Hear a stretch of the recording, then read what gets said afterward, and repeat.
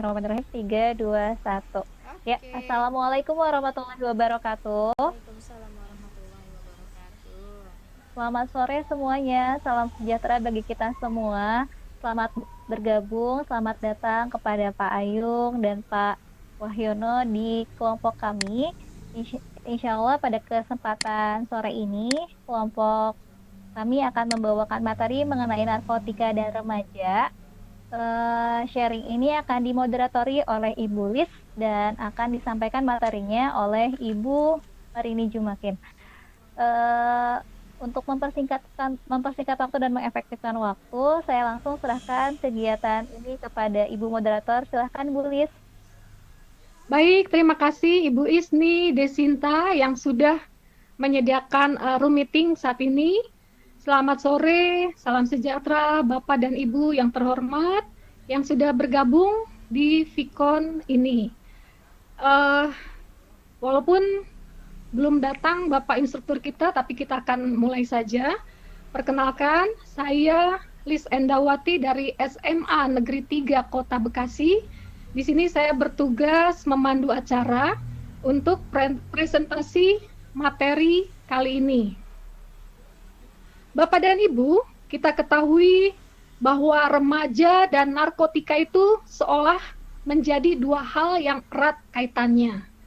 Entah apa alasan sebenarnya bagi mereka yang kerap menyalahi aturan dalam penggunaan narkotika. Begitu mudahnya bagi remaja untuk mengakses dan menyalahgunakan narkotika. Hal ini didukung dengan meningkatnya angka penyalahgunaan narkotika di kalangan pelajar. Untuk dapat mengetahui permasalahan remaja dengan narkotika, kita akan ikuti seminar online VCT Jawa Barat batch 6 ini dengan tema narkotika dan remaja yang akan dibawakan oleh presenter kita Ibu Marini Jumakin, Sarjana Psikologi. Saya akan bacakan biodata beliau. Ibu Marini Jumakin, Sarjana Psikologi, pendidikan S1 Psikologi, alamatnya di Bekasi Timur. Ibu Marini adalah guru bimbingan dan konseling di SMK Bakti Kartini. Bapak dan Ibu, sebelum kita memasuki sesi presentasi, saya akan bagikan beberapa tata tertib. Di antaranya, pertama, saat presenter sedang memaparkan materinya, peserta dimohon untuk memute mic-nya. Nah, jika ada pertanyaan, silakan tulis di kolom chat yang to everyone.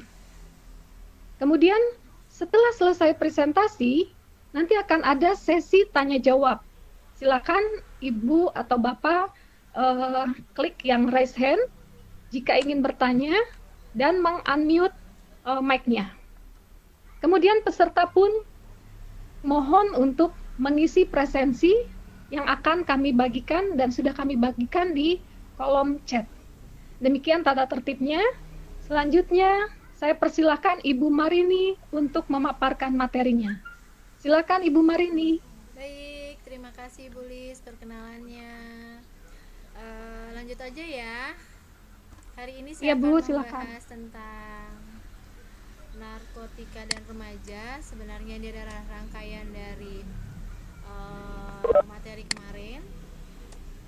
Saya Marini. Saya bertugas di SMK Bakti Kartini sebagai guru bimbingan dan konseling. Oke, landasan hukum narkotika di negara kita itu adalah Undang-Undang RI Nomor 35 Tahun 2009 tentang narkotika, Surat Edaran Mahkamah Agung Republik Indonesia Nomor 426 HS SP 4 2010 tentang penempatan, penyalahgunaan, korban penyalahgunaan dan pecandu narkotika ke dalam lembaga rehabilitasi medis dan sosial. Kemudian Peraturan Pemerintah Republik Indonesia Nomor 25 Tahun 2011 tentang pelaksanaan wajib lapor pecandu narkotika.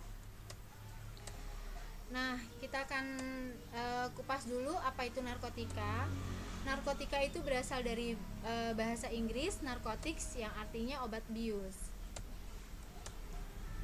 Nah, Kalau menurut Undang-Undang Nomor 35 Tahun 2009, narkotika adalah zat atau obat yang berasal dari tanaman atau bukan tanaman, baik sintetis maupun semi-sintetis, yang dapat menyebabkan penurunan atau perubahan kesadaran, hilangnya rasa nyeri, dan dapat menimbulkan ketergantungan, yang dibedakan ke dalam golongan-golongan sebagaimana terlampir dalam undang-undang ini.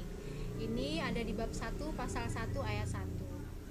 Kemudian narkotika, ada juga istilah narkoba. Narkoba itu adalah narkotika dan obat atau bahan berbahaya.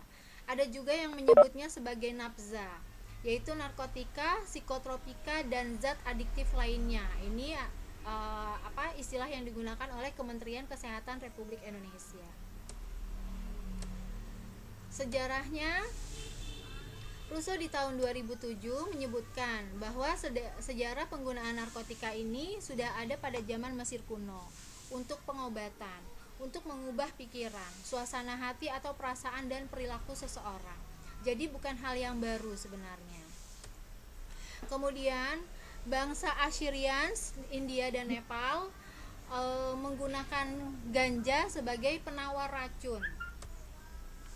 Selanjutnya bangsa Sumeria tahun 2000 sebelum Masehi menggunakan narkotika ini sebagai obat penghilang rasa sakit yang terbuat dari sari bunga opium untuk membantu orang-orang yang sulit tidur dan meredakan rasa sakit pada masa itu. Dr. Frederick Wilhelm, orang Jerman tahun 1806 mendefinisikan senyawa opium amoniak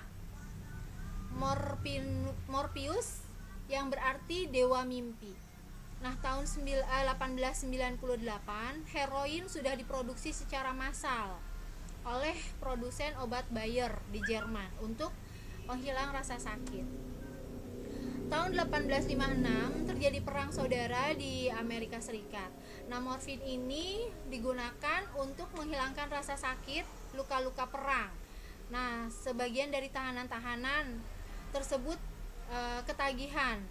Kemudian ketagihan mereka itu disebut penyakit tentara.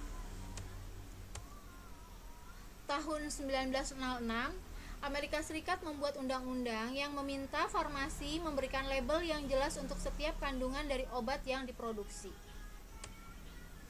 Kemudian tahun 1914 Amerika membuat peraturan pemakai dan penjual narkotika wajib untuk membayar pajak, melarang memberikan narkotika kepada pecandu yang tidak ingin sembuh, serta menahan para medis dan menutup tempat rehabilitasi. Tahun 1923, Amerika Serikat ini melarang penjualan bentuk narkotika, terutama heroin. Akhirnya terjadi perdagangan gelap di Chinatown di New York. Nah, hal ini yang membawa narkotika akhirnya sampai di Indonesia. Nah, bagaimana narkotika digunakan? Narkotika itu digunakan macam-macam. Ada yang diminum, ada yang melalui oral ya, diminum, dihisap, disuntikan, ada yang melalui lidah, ada yang dihirup. Jadi bermacam-macam cara penggunaannya sesuai dengan jenis obat yang dipakai. Data yang diterima setiap tahunnya bertambah penggunaannya. Ya, tahun 2008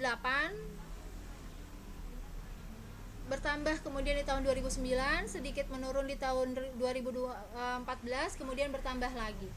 Penggunaannya 70% adalah pekerja, 22% adalah pelajar dan mahasiswa, dan 8% adalah pengangguran. Ada 50 orang meninggal setiap harinya akibat penggunaan narkoba.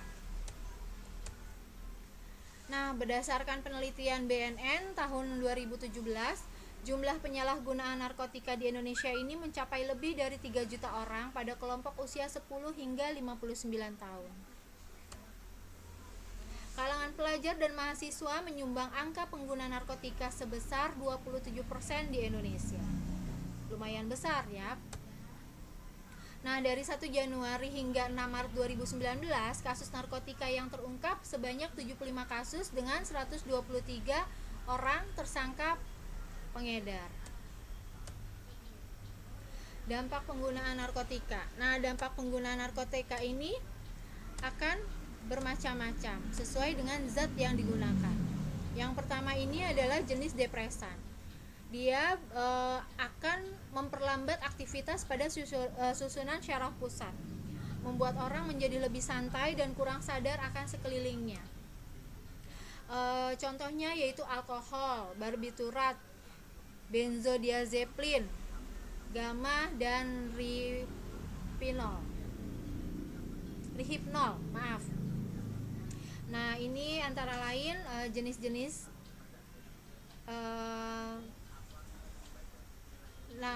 obat-obatan dengan penggunaan depresan. Kemudian ada yang jenisnya stimulan. Stimulan itu meningkatkan aktivitas pada susunan syaraf pusat. Dia akan memompa darah semakin cepat, detak jantung dan nafas meningkat, dan aktivitas lainnya. Dia akan mempercepat proses mental, membuat orang lebih waspada dan bersemangat. Nah, contohnya adalah kokain, amfetamin, metafetamin, nikotin, dan kafein. Nikotin yang kita tahu ada dalam Bapak Ibu? Rokok ya. Kafein terdapat pada kopi. Ayo mulai evaluasi deh penggunaan kopi dan nikotin kita. Ini bunga opium, bunga popi disebut sebagai opioid, yaitu tugasnya tadi menghilangkan rasa nyeri, menumpulkan emosi, euforia yang diikuti oleh rasa sejahtera, tenang, mengimpikan sesuatu. Keadaannya terjaga dan keadaan mengantuk yang saling bergantian. Jadi memang untuk lebih penenangan, penggunaan pada medis masih digunakan untuk heroin dan morfin. Cuman penggunaannya memang terbatas, kontrol banget, kontrol dokter. Biasanya untuk orang-orang yang ingin melakukan operasi. Jenis-jenisnya itu tadi heroin, morfin, opium, demerol.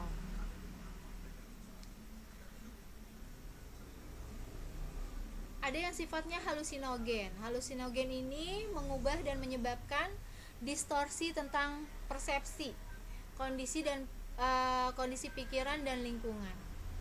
Jadi dia berhalusinasi. Itu akan menyebabkan penggunanya itu melihat atau mendengar sesuatu yang sangat berbeda dari keadaan sebenarnya. Ada atau justru sebenarnya tidak ada. Nah, contohnya adalah meskalin peyote, ekstasi, dan kecubung. Di dunia malam kita banyak mengenal sebagai ekstasi. Kecubung banyak ya sebenarnya ya di tumbuhan kecubung ini di kita, di Indonesia sendiri. Nah, ada jenis-jenis zat adiktif lain. Beberapa zat tidak tepat dimasukkan dalam kategori. Dia adalah jenis kanabinoid, yaitu ganja, kat, dan anestesi disosiatif, larutan inhalan, gas, dan nitrit. Seperti penggunaan lem ibon itu termasuk dalam larutan inhalan.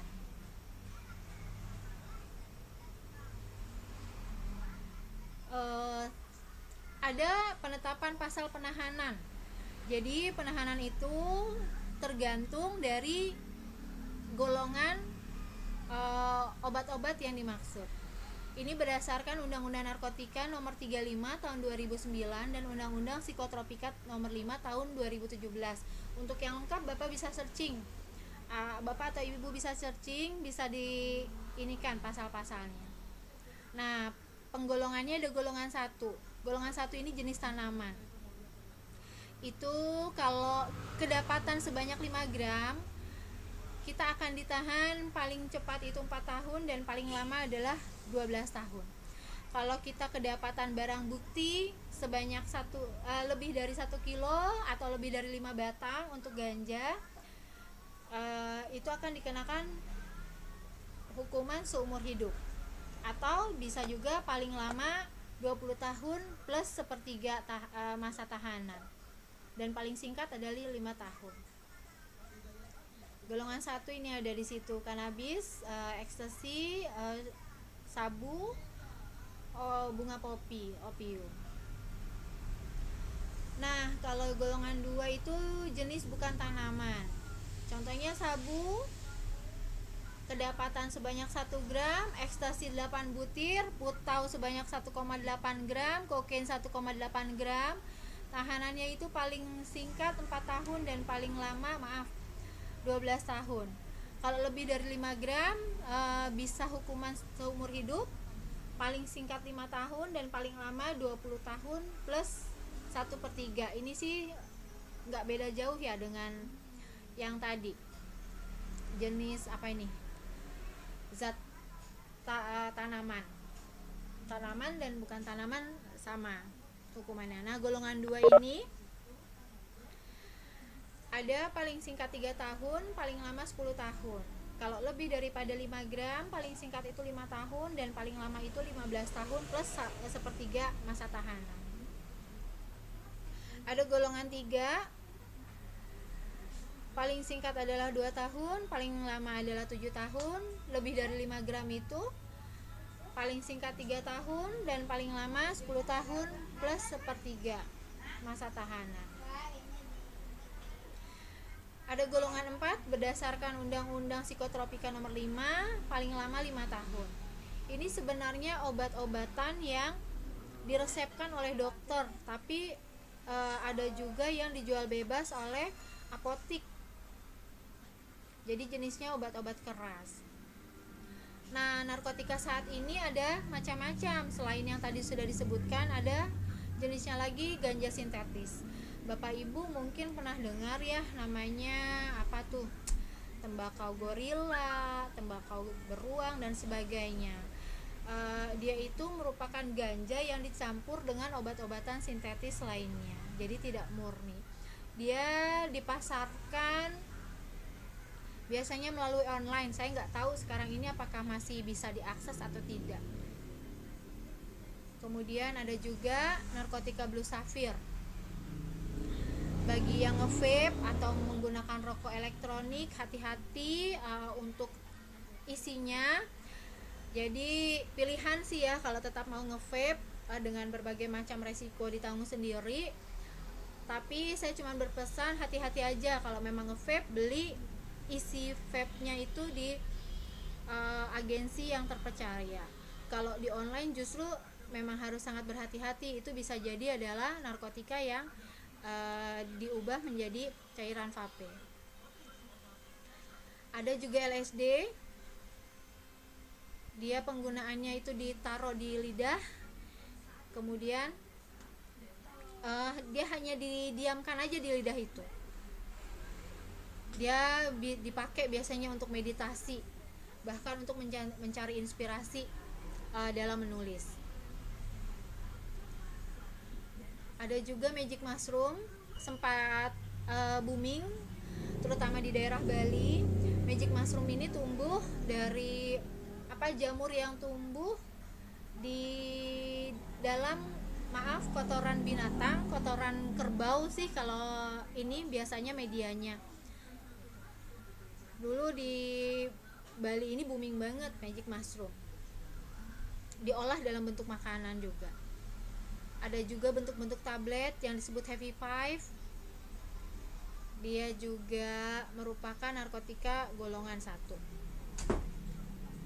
Ada juga bath salt atau flaka.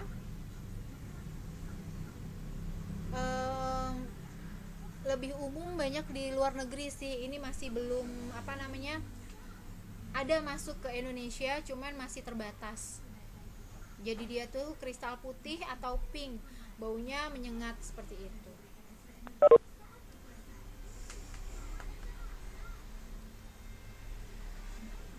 Ada juga bentuk pil PCC. Sebenarnya ini merupakan obat keras yang harus dengan resep dokter, tapi pada tahun 2013 udah menarik pil PCC itu. Cuman ya gitu, masih banyak ternyata yang bisa mengakses ke pil PCC. hal-hal yang bisa menjadi akibat dari penggunaan narkotika antara lain gangguan jiwa. Ini saya ambil dari berita, ada oknum polisi yang menderita gangguan jiwa akibat narkotika.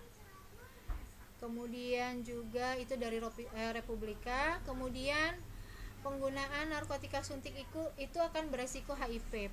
Penggunaan suntik antara lain putau. Pernah booming di zamannya, tapi memang karena berakibat fatal, beresiko HIV karena penggunaan alat suntik yang bergantian. Para pecandu sudah mulai meninggalkan penyebaran narkotika. Nah, Indonesia ini termasuk salah satu negara yang darurat narkotika karena melihat tingginya tingkat prevalensi narkotika setiap tahunnya. Dia semakin menaik, dia bertambah, berkurang, bertambah lagi.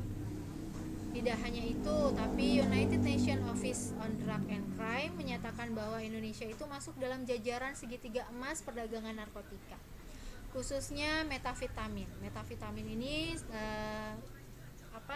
yang beredar itu adalah sabu, bersamaan dengan negara Jepang, Australia, Selandia Baru, serta Malaysia.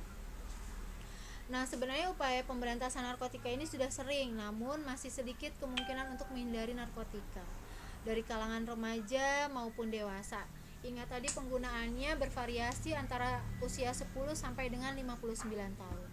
Bahkan anak-anak usia sekolah dasar pun sudah banyak yang dikenalkan dengan narkotika, karena kemarin itu ada yang beredar narkotika dalam bentuk jenis makanan, baik permen atau kue-kue. Narkotika di lingkungan remaja masuk dalam pelajar, sudah banyak jadi berita, siswa sekolah jadi pengedar dan pengguna narkoba di Banten. Kemudian anak sekolah pemakai narkoba meningkat lebih dari 300% di Surabaya. Masih pelajar tapi sudah menjadi pengedar narkoba. Kemudian 14 remaja dan pengedar narkoba dibekuk. Lagi-lagi remaja, lagi-lagi pelajar. Nah, kenapa sih remaja menyalahgunakan narkotika? Jadi mereka itu cenderung untuk budaya mencari kenikmatan, mencari kesenangan, senang kepada budaya-budaya hedonistik, maunya gampang. Kepribadian remaja itu masih sulit ya ditebak, karena dia masih rasa ingin tahunya tinggi, masih senang dengan hal-hal yang mengandung resiko, sifatnya pemberontak.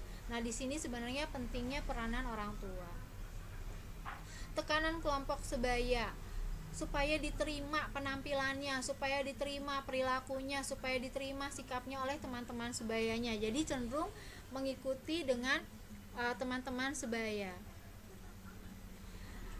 Adanya gap, tidak ada hubungan antara nilai-nilai generasi lama dan baru. Remaja itu marah karena merasa ditolak, diabaikan, dan cenderung tidak dipedulikan karena perbedaan zaman. Tentunya stres, banyak sumber stres ya. Ini sebenarnya penting untuk coping skill untuk remaja. Rasa tidak aman dan penilaian diri yang rendah sebagai pemicu. Rasa tidak aman itu ada macam-macam. Ada kurangnya kasih sayang dan ketidakpedulian orang tua. Kemudian penilaian diri yang rendah. Nah, keberhasilan untuk mengatasi masalah dan dukungan. Mereka masih sulit untuk melakukan penilaian diri, menghargai dirinya masih sulit sekali. Nah, sebenarnya di sini juga orang tua punya peranan dalam membangun penilaian diri yang positif terhadap remaja. Kita ingatkan dulu tugas-tugas perkembangan remaja. Yang satu, dia itu mengembangkan hubungan baru secara dewasa dan memuaskan secara sesama, baik sesama jenis maupun lawan jenis.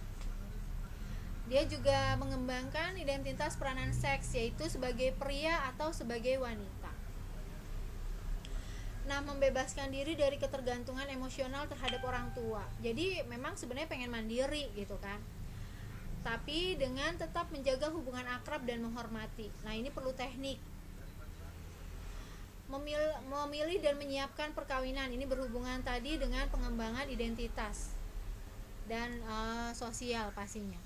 Mengembangkan kemampuan intelektual, pemilihan untuk mana yang baik, mana yang benar, itu lebih dikembangkan lagi di sini. Mengembangkan perilaku yang bertanggung jawab.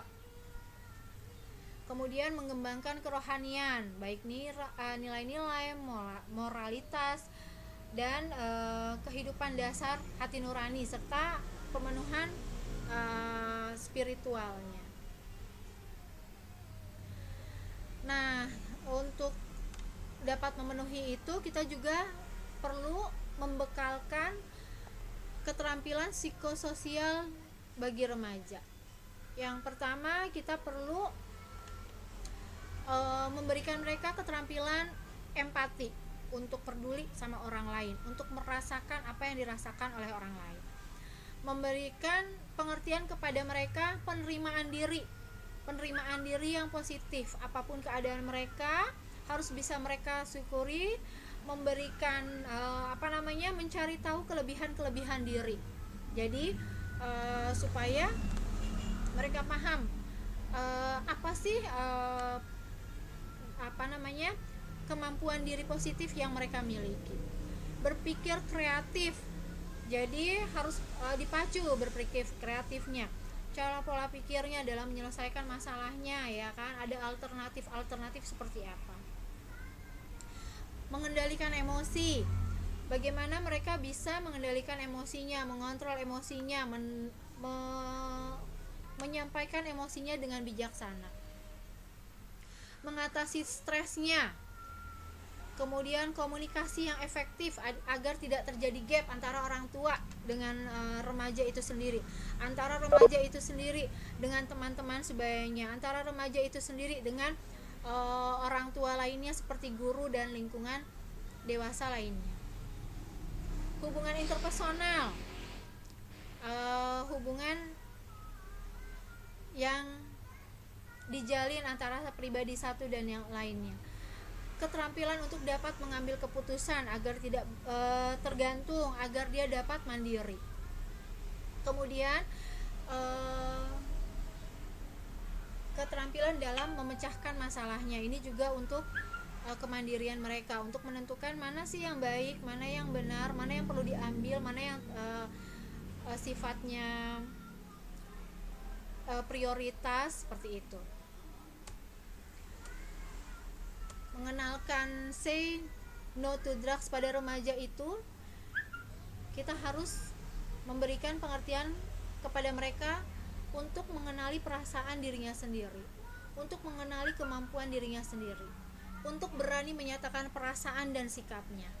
Dia agar mampu menyatakan hak-haknya, bicara dengan jelas, percaya diri, lebih tenang, menghargai hak-hak orang lain, tidak membiarkan orang lain untuk memaksakan kehendaknya, untuk berdiri tegak, untuk santai, untuk melakukan kontak mata dengan baik, dan juga berani untuk bersikap asertif, yaitu kemampuan untuk berkata tidak dengan alasan yang jelas, untuk tetap tidak berkata tidak walaupun dipaksa, untuk mengalihkan pembicaraan ketika memang pembicaraan itu yang dibicarakan hanya itu saja, untuk mampu meninggalkan teman-temannya yang tidak baik, untuk mampu menghindari situasi-situasi yang tidak baik, dan untuk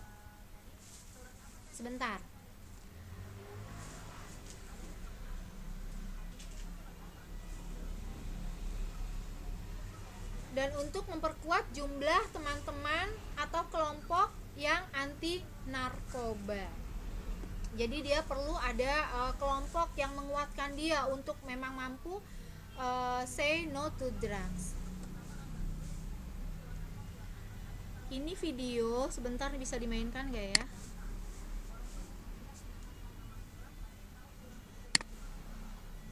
Oh nggak bisa ya, ada video sih tadi ya. Nah, apa aja sih yang harus dilakukan kalau ada keluarga atau kerabat, tetangga, atau kita sebagai guru ada siswa yang menyalahgunakan narkotika?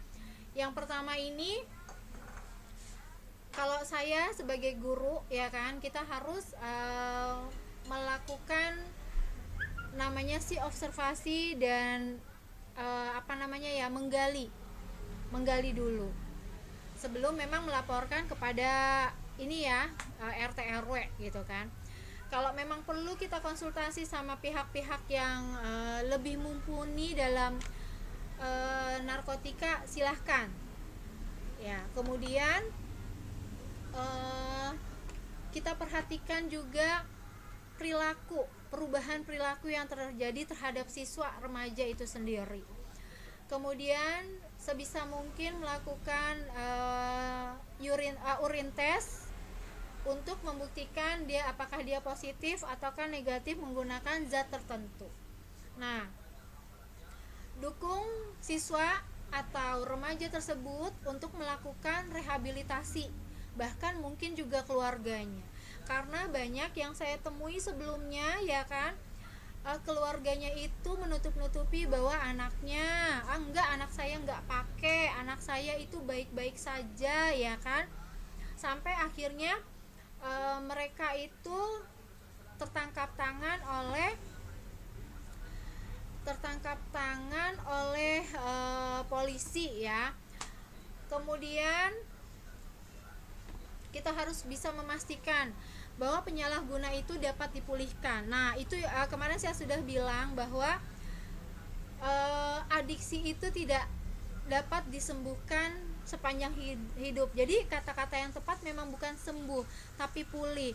Tapi kondisi pulih ini menyebabkan seseorang bisa kambuh kembali. Makanya kenapa sih saya bilang bisa pulih, bisa dengan segala usaha. Ya, baik dari diri sendiri maupun dukungan keluarga dan lingkungan.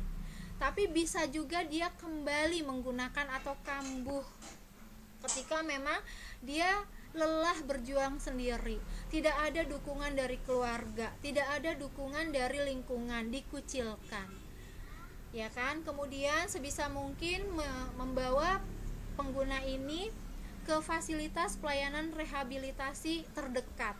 Jadi ada sebenarnya yayasan-yayasan yang concern terhadap penggunaan narkotika. Mereka melakukan kebanyakan rehabilitasi sosial.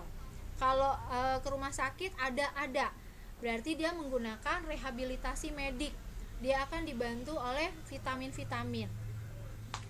Nah, kalau memang tidak bisa rehabilitasi rawat inap, bisa pulang pergi, ya kan? Tapi dia harus wajib datang ke rumah rehabilitasi itu sebisa mungkin setiap hari gitu. Kenapa saya tekankan itu? Karena kalau sudah sampai tertangkap tangan dan dilakukan proses hukum, itu pengorbanannya itu akan luar biasa banget. Nah, saya akan tekankan di sini jangan pakai narkotika apapun alasannya.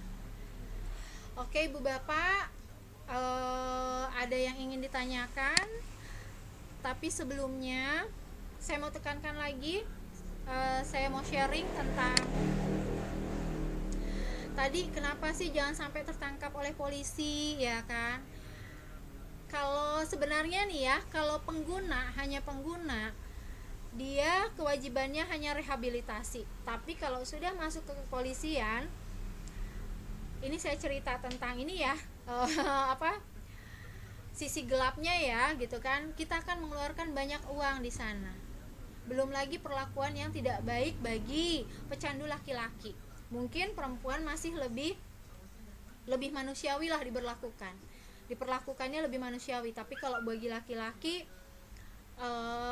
awal-awalnya sangat berat. Dan satu lagi, ternyata ketika tertangkap tangan masuk ke dalam penjara, peredaran narkotika di dalam penjara itu masih bisa berlangsung. Seperti itu Bapak Ibu. Oke, baik, terima kasih. Ada yang ingin ditanyakan kah? Baik, terima kasih Ibu Marini yang sudah memaparkan tentang apa sih jenis-jenis dari narkoba, lalu dampak dari narkoba, lalu bagaimana upaya pencegahan supaya kita dan sekeliling kita tidak terkena narkoba, dan juga bagaimana menanggulangi kalau sampai ada yang terkena narkoba. Terima kasih Bu Marini, sangat Siap, bermanfaat. Bu. Di sini saya akan bacakan di kolom chat yang sudah bertanya. Ada dari Bapak Ayung Dauli. Pertanyaannya ya Bu, Ya, saya bacakan. Apa penyebab paling dominan yang membuat remaja tersandung narkoba? oke. Silakan Bu. Baik, yaitu tadi Bapak, tekanan teman sebaya. Kalau memang dalam keluarganya, ya kan, anak itu tidak benar-benar dirangkul, di luar dia akan menemukan lingkungan yang sangat luar biasa. Saya akui ya, saya juga punya putra dan putri.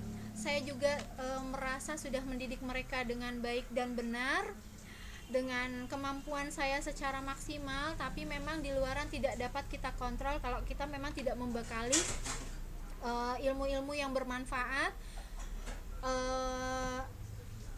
dengan cukup. Terutama mungkin buat saya adalah agama, ya kan. Nah, kenapa akhirnya lingkungan gitu kan, karena banyak sekali ketika memang mereka di rumah tidak merasa nyaman, tidak ada teman untuk bicara, mereka otomatis lari keluar.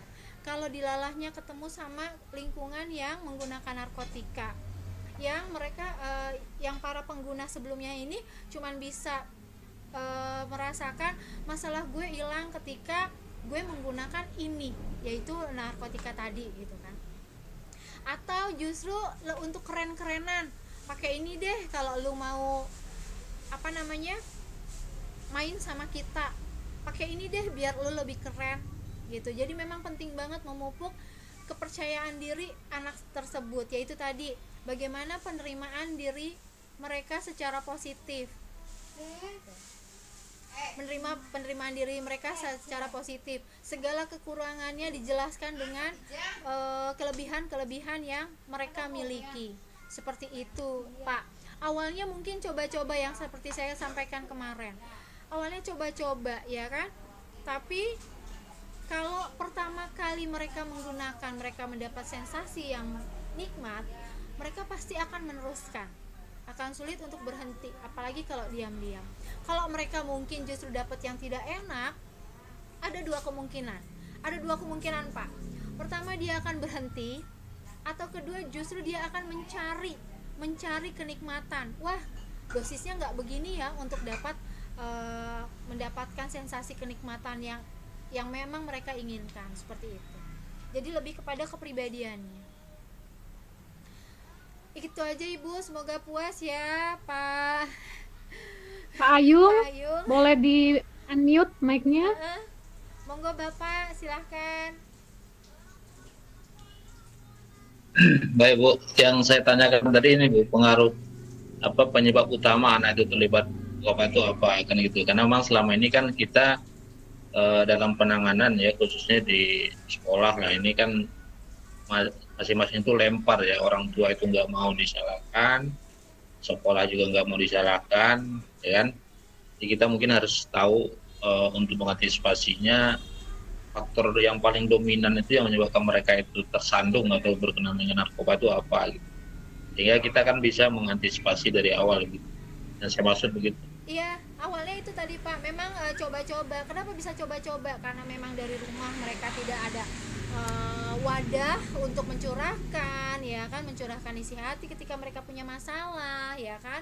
Atau mungkin dia justru merasa pribadinya yang seperti kemarin saya sampaikan, merasa pribadinya, saya nggak pede nih ketika memang dia justru dapat satu teman untuk berkumpul, ya kan.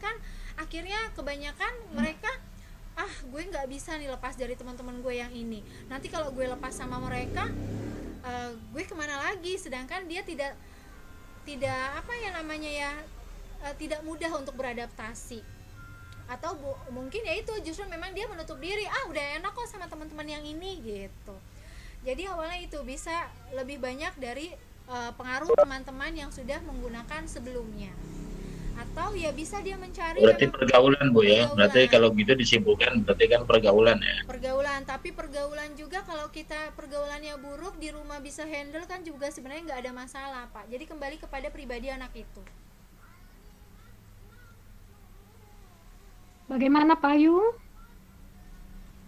Ya sementara cukup Bu. Oke, Oke, baik. terima kasih Pak Ayu. Ya, baik Bu Marini, Ada ada lagi pertanyaan nggak? yang kedua dari Ibu Rina Susanti. Ya Ibu.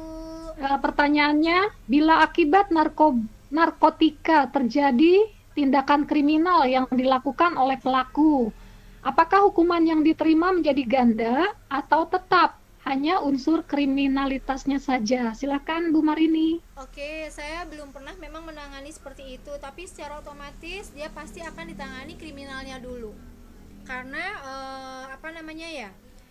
Yang terjadi saat itu kan kriminalnya, ketika dia mencuri ya udah akan diproses secara hukuman itu. Gitu. Jadi kalau misalnya baru usut punya usut ya kan, oh ternyata dia menggunakan narkotika, baru disaring lagi, tapi hukuman kriminalnya tetap diberlakukan. Seperti itu. Jadi memang kita harus waspadai betul-betul bahwa tidak setiap anak yang tadinya pendiam kemudian dia jadi rajin itu atas dasar inisiatif sendiri. Bisa jadi ada pengaruh narkotika yang bersifat stimulan ya kan, buat dia jadi rajin. Ada yang tadinya aktif kemana ngayap-ngayap ya kan, malam baru pulang, walaupun mungkin pulangnya untuk hal yang positif gitu kan, karena dibilang kamu main mulu gitu kan. Waduh, akhirnya dia cerita cari obatnya yang depresan, yang menurunkan aktivitas dia, bawaannya tidur aja, bawaannya makan aja, begitu. Jadi setiap penggunaannya kan beda. Tapi memang setelah itu, ketika memang dia melakukan kriminal, dia akan diinikan dulu kriminalnya, diproses dulu kriminalnya memang kalau sudah tertangkap tangan. Seperti itu. Jadi ya sebelum sampai ke kriminal harus diperhatikan nih Bu, observasi banget. Ada perubahan perilaku apa sih gitu. Kalau seperti itu ya sudah kita ajak ngobrol. Kita lakukan pendekatan, entah bagaimana caranya. Gitu. Kalau memang sudah yakin dengan apa, diajak tes urin untuk memastikan apakah dia benar-benar pakai atau tidak. Atau ya memang sebenarnya dia hanya menutup diri, atau memang dia hanya merubah aktivitasnya dia aja. Seperti itu Bu. Baik, terima kasih Bu Marini. Bagaimana Ibu Rina Susanti? Boleh di-unmute mic-nya? Baik, terima kasih Ibu Marini atas jawabannya. Baik, terima kasih. Untuk program rehabilitasinya sendiri gimana Bu? Kalau dia kriminal juga, harus direhab juga. Nah, kalau dia sudah ditangani oleh kepolisian ya Bu ya, setahu saya agak susah. Karena yang murni narkotika aja ya kan, ketika memang sudah tertangkap tangan, apalagi tertangkap tangan dengan barang bukti ya Bu ya, dia akan dikenakan pasal yang tadi. Dia akan dianggap sebagai kurir, dia akan dianggap sebagai penjual, dia akan dianggap sebagai pengedar gitu. Jadi yang bisa benar-benar lolos sebenarnya ya ketika memang dia didapetin dia cuma mabok gitu kan, udah selesai, dibawa ke kantor polisi, iya, dia lakukan interogasi, iya, tapi kemudian dilakukan penjemputan oleh keluarga. Tapi kalau memang ada barang bukti, emang sangat berat ya Bu, ada penawaran di situ. Tapi balik lagi, saya buka sisi gelapnya, ada angka yang keluar seperti itu. Karena mereka akan mengkategorikan, oke, lu bukan pengedar, tapi sekecil-kecilnya lu adalah kurir, titik. Itu baik laki-laki ataupun perempuan. Begitu. Baik Bu Rina. Ya, baik, terima kasih Bu Marini jawabannya. Siap, Ibu Rina kembali. Terima kasih Bu Rina. Pertanyaan yang ketiga ya Bu Marini, Baik, saya bacakan silakan. dari Ibu Desi Rina. Iya, Ibu Desi. Pertanyaannya, kalau anak-anak yang suka menghisap lem-lem yang di jalan itu, Iya. termasuk narkoba juga kan? Jenis apa Bu? Nah, itu adalah inhalan Bu, dia termasuk zat adiktif lainnya. Penggunaannya memang dihirup. Kenapa sih mereka melakukan itu, penghirupan airborne? Jadi kebanyakan memang anak jalanan ya Bu ya. Saya tidak menstereotype, tapi kebanyakan mereka adalah yang dari broken home, dari ekonomi yang minim ya kan. Jadi mereka kenapa bisa lari ke jalanan. Saya pernah mengadakan suatu kegiatan di rumah anak jalanan. Saya tanyakan sama pengasuh di sana, berapa banyak anak-anak bertahan di rumah itu ya kan. Mereka bilang sebentar. Kenapa? Karena mereka lebih senang untuk kembali ke jalan, cari uang dengan apapun itu, ya kan? Apalagi yang sudah kenal dengan narkotika, mereka tidak mampu membeli sabu, mereka tidak mampu membeli ganja atau obat-obatan lainnya. Mereka menggunakan cara lain, yaitu dengan salah satunya adalah inhalan, menggunakan menghirup Aika Ibon. Kita tahu ya, Aika Ibon mudah ditemukan, kemudian harganya jauh lebih murah, padahal itu berbahaya juga untuk rongga hidung karena itu adalah obat keras, kemudian baru juga naik ke otaknya. Seperti itu Ibu Desi. Bu Desi, cukup ya? Oke, satu pertanyaan lagi nih Bu, ada masih dari Bapak Bagas.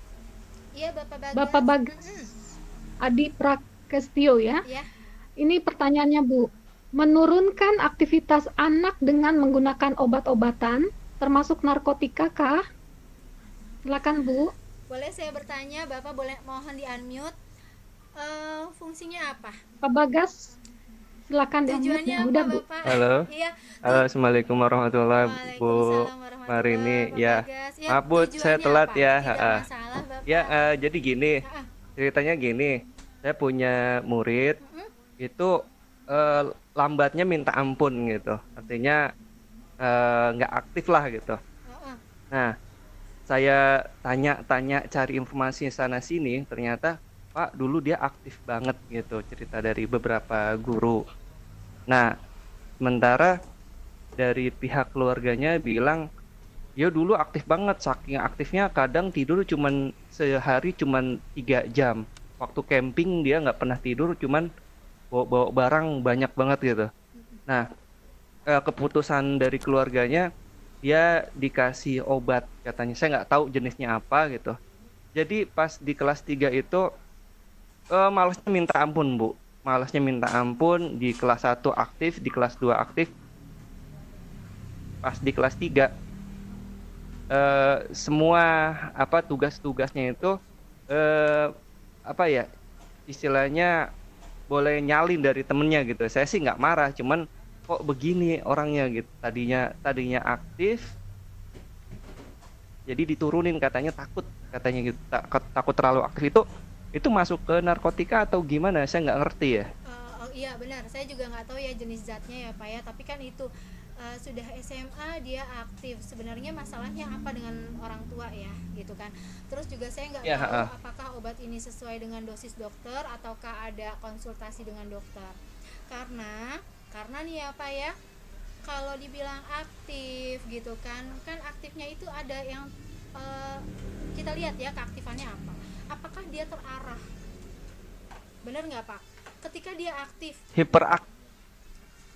dia hiperaktif di kelas 1 dan kelas 2-nya. Kelas 1 dan 2 saya nggak ngajar. SMA ya Pak ya? Iya, SMK.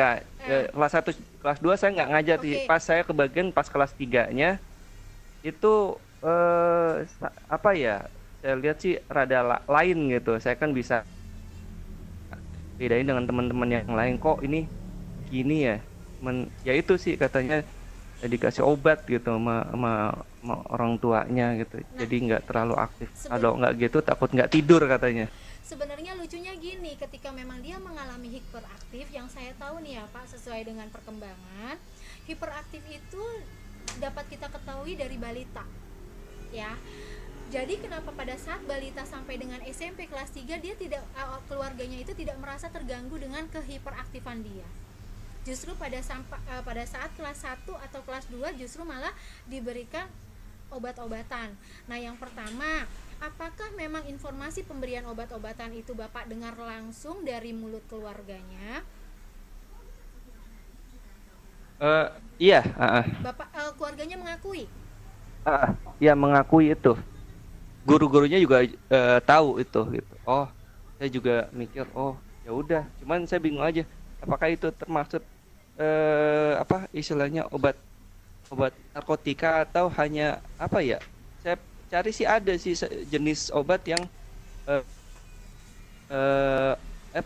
zatnya itu termasuk morfin. Ya, dia Mahal banget satu tabletnya itu 50.000 satu tabletnya. Cuman morfinnya dalam kandungan kecil gitu. Nah, saya lihat kamu pakai obat apa gitu. Saya tahu namanya, sempat saya searching, oh ternyata ada. Nah, ini kan dilematis ya, saya sebagai guru ngajar apa ya, kalau misalnya ada anak yang kurang atau aneh gitu, saya kan jadi tingkat keingintahuan saya, ini kenapa sih ini anak gitu. Nah, di satu sisi ini pihak keluarganya yang kasih keputusan itu gitu. Sementara saya pengen tahu aja itu masuk ke narko apa sih gitu. Saya lupa sih dulu nama jenis obatnya itu. Ya memang mungkin sepertinya dia menggunakan obat depresan ya Pak ya, karena itu dia memperlambat aktivitas pada susunan saraf pusat. Jadi orang-orang santai ya kan, bawaannya males. Santai ya banget kan? ya. Ya, memang ada beberapa tuh Pak pemberian morfin itu, yaitu tadi dalam dunia kedokteran digunakan. Morfin digunakan untuk obat bius pada saat untuk melakukan operasi. Morfin digunakan pada saat pengobatan orang yang terkena kanker atau tumor. Ya, jadi saya nggak paham dia ini dapat obatnya dari mana, gitu kan? Dan saya juga nggak paham penggunaan obatnya seperti apa. Karena walaupun udah misalnya dengan resep dokter, bisa jadi dia nakal tuh Pak. Penggunaan obatnya, oh enak nih, bawaannya tidur, dia tambah nih. Dosis dokternya sehari cuma sekali, dia tambah. Nah, kalau sudah habis, dia otomatis kalau memang ke dokter dia tidak akan bisa dengan mudah dapat obat itu lagi Pak, karena dokter sudah menghitungkan ketika diberikan ini habisnya sampai dengan kapan, begitu kan?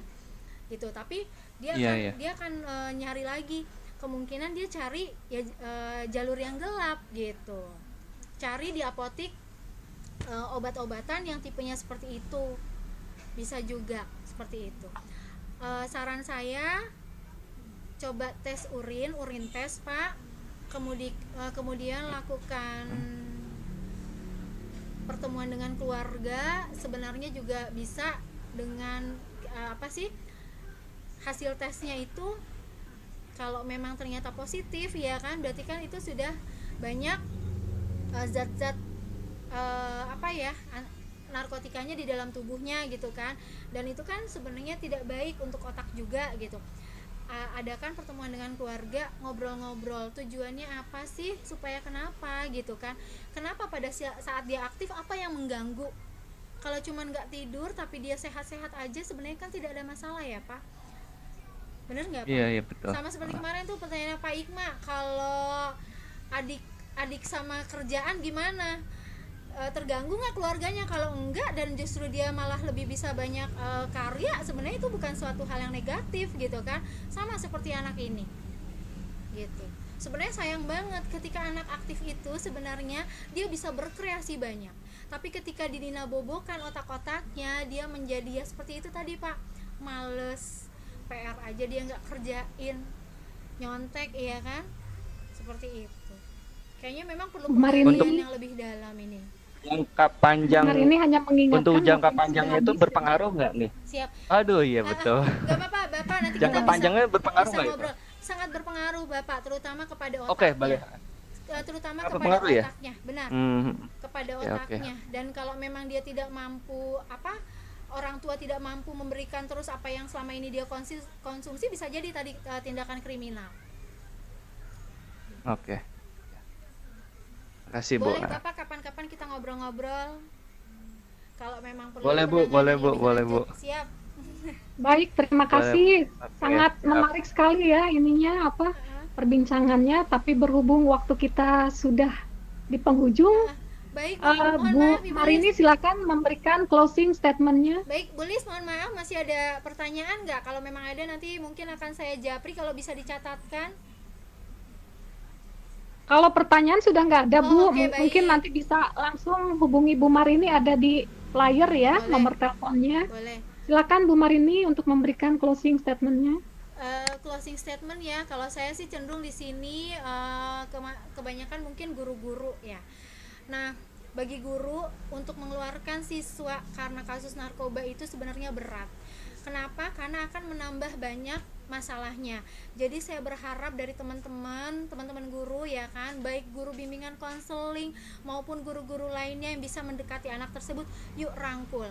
Setelah itu yuk rangkul keluarganya, dekati mediasi dengan sekolah. Untuk apa? Untuk jangan ngasih statement dengan mudah dikeluarkan, tapi yuk kita berikan rujukan untuk rehabilitasi sosial ya kan kepada siswa tersebut, untuk tetap diberikan kesempatan untuk terus menghimbau sama siswa-siswa ya kan bagaimana sih bahaya narkotika, dengan mendatangkan pemateri dari luar ya kan, tidak harus BNN Bu, karena saya tahu jadwal BNN itu padat sekali. Banyak sekali sekarang rumah yayasan rumah rehabilitasi sosial untuk narkotika. Ada yang berbayar, ada yang gratis bagi yang tidak mampu. Ada yang bayarannya tinggi jika mampu, ada yang bayarannya standar. Terserah mau yang ikut mana. Saya bisa bantu untuk teman-teman kalau memang membutuhkan itu. Kalau untuk banyakan yang laki-laki, boleh untuk pada saat tes masuk sekolah lakukan juga. Untuk teman-teman di beberapa sekolah SMK ada infonya dari guru BK-nya sudah dilakukan tes urin untuk narkotika, kemudian yang positif sudah bekerja sama dengan rumah rehabilitasi tertentu untuk dilakukan rehabilitasi sosial sebelum akhirnya masuk ke sekolah. Itu aja sih Ibu, saya cuma sampaikan itu tadi. Apapun alasannya, jangan pakai narkoba, jangan pakai narkotika, begitu. Baik, terima kasih. Ya, mohon maaf. Terima kasih jika Bu kurang. Marini. Baik, Ibu Liz. Demikianlah Bapak dan Ibu peserta Pikon, pada saat ini kita sudah mendengarkan pemaparan materi narkotika dan remaja yang begitu baik ya, yang tidak terasa saking kita menyimak dengan penuh perhatian, waktu jualah yang sudah tidak mencukupkan kita untuk bertemu ya. Iya, Terima mohon kasih maaf. kepada Ibu Marini yang sudah memaparkan materi yang begitu baik ya. Semoga materi ini bisa bermanfaat, kemudian dapat kita terapkan dalam mendidik anak-anak kita sehingga semua bisa bebas dari narkoba dan juga tidak ada lagi angka penyalahgunaan narkotika di kalangan pelajar. Bapak dan Ibu, saya sebagai moderator, mohon maaf bila ada kekurangan dalam memandu acara. Saya kembalikan lagi room ini kepada host kita, Ibu Isni. Silakan Ibu Isni. Iya, baik. Terima kasih Bu Marini telah memandu acara kita yang luar biasa pada sore hari ini, dan terima kasih Bu Liz, mohon maaf, Bu Liz yang sudah memandu acara dan Bu Marini yang sudah memaparkan materi kita yang luar biasa, seru dan bermanfaat ya, sampai waktu 1 jam pun tidak terasa saking luasnya ilmu yang sudah dibagikan. Iya. Mudah-mudahan bisa bermanfaat dan menjadi upaya pencegahan kita gitu kepada anak didik kita agar tidak mendekati narkoba, dan terutama bagi didik kita dan keluarga kita. Mungkin sekian materi yang bisa dipaparkan oleh kelompok kami pada sore hari ini, semoga bermanfaat. Terima kasih partisipasinya kepada Bapak Ibu yang sudah bergabung. Mohon maaf atas segala kesalahan dan kekurangan. Ya, kita tutup dengan bacaan Alhamdulillahirrahmanirrahim. Terima kasih. Saya tutup acara hari ini. Jangan lupa presensi ya Bapak Ibu, sudah ada di kolom chat. Ya, terima kasih. Assalamualaikum warahmatullahi wabarakatuh. Waalaikumsalam warahmatullahi wabarakatuh. Bye. Aplaus dulu.